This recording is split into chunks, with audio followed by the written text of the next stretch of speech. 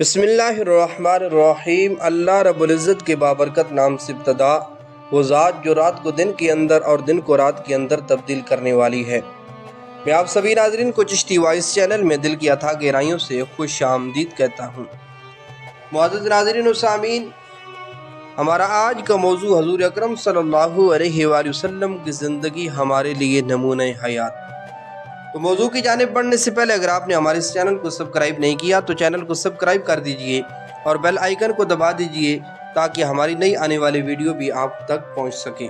تو چلیے چلتے ہیں اپنے موضوع کی جانب۔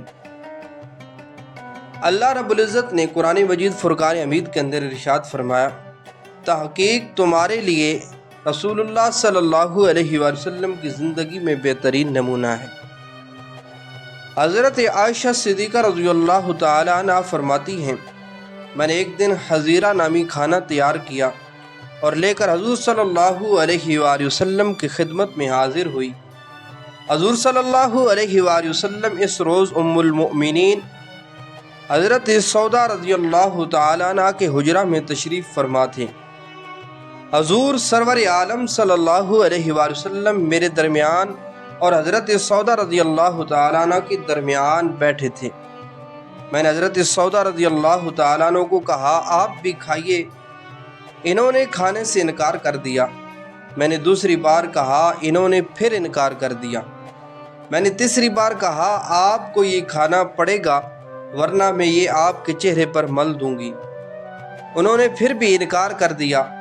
میں نے اس برتن سے خزیرہ لیا اور ان کے چہرے پر مل دیا۔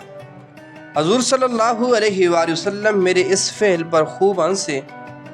پھر حضور صلی اللہ علیہ وآلہ وسلم میرے سر کو پکڑ کر اپنی ران پر رکھا اور حضرت سودا رضی اللہ تعالیٰ عنہ سے کہا، اب یہ قابو کی ہوئی ہیں، تو اپنا بدلہ لینے کے لیے وہ کھانا ان کے چہرے پر مل دے۔ انہوں نے بھی اس برتن سے کھانا لیا اور میرے چہرے پر مل دیا۔ حضور صلی اللہ علیہ وآلہ وسلم اس روز خوب ہنسے۔ اسی لیے اللہ رب العزت نے ہمیں یہ حکم ارشاد فرمایا کہ تحقیق تمہارے لیے رسول اللہ صلی اللہ علیہ وآلہ وسلم کی زندگی میں بہترین نمونہ ہے۔ اگر آپ بھی اپنی زندگی میں اس طرح کے خوشگوار لمحات لانا چاہتے ہیں تو حضور صلی اللہ علیہ وآلہ وسلم کی زندگی کو اپنے لیے نمونہ حیات بنائیں تاکہ ہماری زندگی بھی حضور صلی اللہ علیہ وآلہ وسلم کی زندگی کی طرح خوشگوار گزر سکے۔ اللہ رب العزت کی بارگاہ میں دعا ہے کہ اللہ رب العزت کی ذات ان واقعات کو سن کر سمجھ کر ان سے سبق حاصل کرنے کی توفیق عطا فرمائے۔ سانسوں نے وفا کی تو اگلی ویڈیو میں پھر ملاقات ہوگی۔